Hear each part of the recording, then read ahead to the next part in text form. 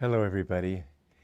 Last time I was talking about the chakras and the fact that the five Pandavas actually, although they lived historically, they also were symbolized in the Mahabharata as the five chakras in the spine. It's a very interesting thing there. It's a long explanation, but when the energy comes from the medulla into the body, it goes down the spine and it becomes locked at the center of the spine.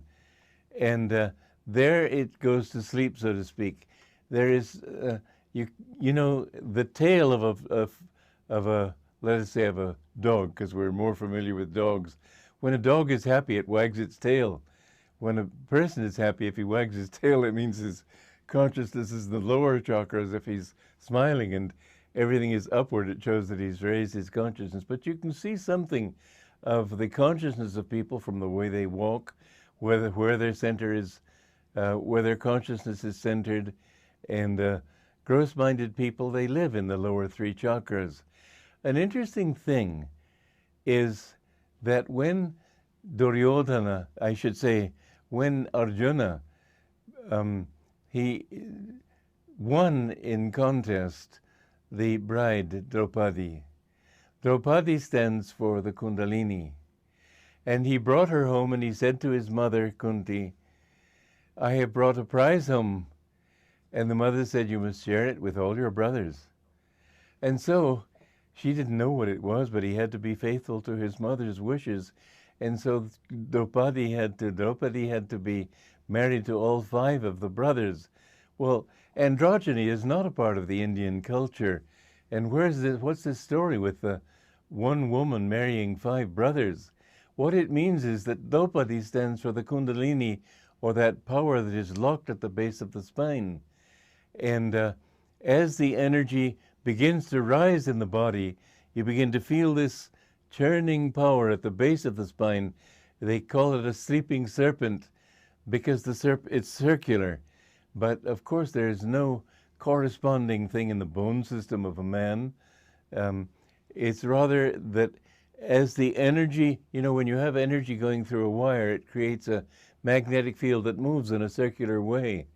And so this energy creates this circular feeling in the spine, and sometimes the body will go in circles in meditation. Anandamoyi Ma told me that there was a time when she was meditating in the early years, and her whole body would circulate so much that her head was almost touching the floor. And you learn to control this energy and this feeling, and then finally it comes up the spine. But the Kundalini power at the base of the spine must be awakened for spiritual perfection. You cannot be divided in two. There's the satanic part of you that's the lower push impulse, and there's the God part of you, which is the upper impulse, and they can never be united below. This is what Freud tried to do. He tried to get rid of people's suppressed desires by making them just indulge more in sex. That's never going to give you freedom. Freedom you'll attain only when you can bring your energy up from the lower centers, not go down to those centers. The natural tendency of human beings is to go downward, but only by spiritual enlightenment will they find freedom. How far downward can you go? That's a good question. My guru said that you can go, normally once you finally reach the human level, you don't fall again. But if you continue to live in a very animalistic way, you may go down for one lifetime and then come back again. But usually it's only for one lifetime. There's a curious story I read of a woman who met, she was traveling, a Westerner traveling in Tibet, and she met this family, and they told her about the Lama living on the mountainside near them. And he was an old man, and he tried to rape a young girl, and the girl went running home and told her mother that she could easily force him off because he was an old man. And the mother said, but he's a very holy man, maybe he meant something. So the girl went back, and the Lama said he wasn't at all interested. It was just that he was trying to save a fallen Lama who had was about to reincarnate, and he said, I wanted him to have a human life, that's all. But because you pushed me away, that's fine. But he said there was a donkey copulating in a nearby field, and he will be born as a donkey in his next life. Such strange stories you hear on the spiritual path. But in such a case, normally you would live in an animal life for one lifetime only and then go back to the human. However, if you continue to sin, this downward level, which in a dog makes for a wagging tail, you can go down farther and farther. There's no limit to how far you can go. Yogananda said you can even become a germ again. Think of the punishment of knowing inside that you've been more than that, and yet somehow you're stuck in that little tiny form and having to work your way up. Yes, there is a kind of hell, and that's what it is, but it's not permanent. Sooner or later you will come out of it. And the wonderful thing about this great show of God's is that nobody who has ever found him has ever said, oh, what a scam the whole thing was. They say it's the most wonderful adventure in the whole possibility of possibilities. Even if they have been through that kind of suffering, first of all, because time doesn't exist. On this level, it seems awfully real. You get a toothache and it seems very real. And you can tell somebody that, well, you won't be suffering anymore in a few years. It'll be very sad to think that those few years are still there. But when you're out of it, you see it all as just a dream.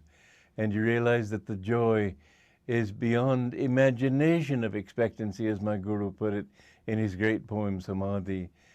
In knowing God, you find that everything is, no amount of suffering can detract from that final and absolute gain that will be yours when you know God.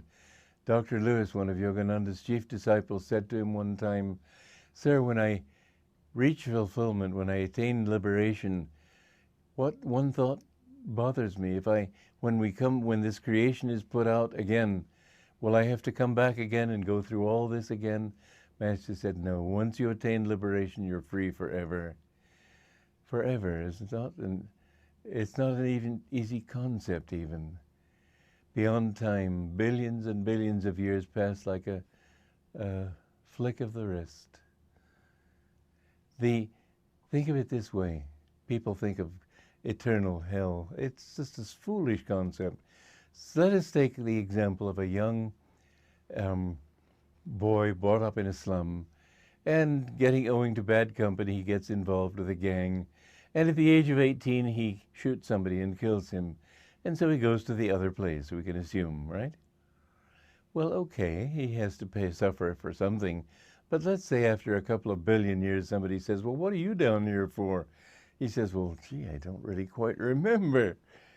A finite cause cannot have an infinite effect. Whatever you do, sooner or later you can come out of it. There is no sin so dark that it will not finally be washed and become as pure as the driven snow. Anyway, you can go down, but you can also go up. And there would be no going up if there weren't the possibility also of going down. So be very firm. Remember, yes, you can make mistakes, and yes, you can go in the wrong direction, and yes, it's not going to be easy.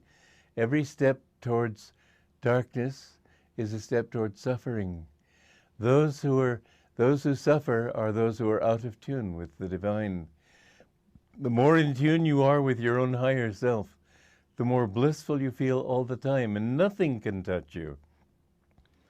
People can persecute you, they can martyr you, they can punish you in any way they want to. It can't touch your inner soul. Live more in that and you will find that nothing bothers you. Some people get upset because the toast was burned.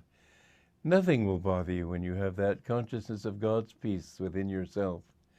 Live in God and you will live in joy. Joy to you.